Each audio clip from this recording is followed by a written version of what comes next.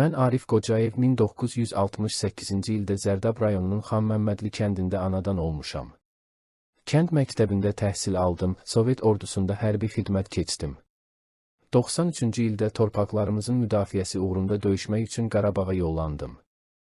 701 saylı hərbi hissənin avtomatçısı olaraq düşmənə qarşı döyüşdüm. Müstəqil Azərbaycanın ilk hərbi birləşməsi olan hissəmiz, Şərqin ilk Demokratik Respublikasının 701 gün yaşaması şərəfinə adlandırılmışdır. 701 saylı hərbi hissənin tərkibində Qarabağın müxtəlif bölgələrində döyüş yolu keçdim. 93-cü ildə Murovdağda gedən döyüşlərdə də iştirak etdim.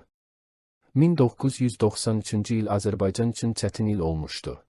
Ermənilər mart ayında Kəlbəcərə hücuma başlamış və apreldə rayonu işğal edərək bütün Qarabağın ən yüksək zirvəsi olan Murovdağı nəzarətə götürmüşdülər.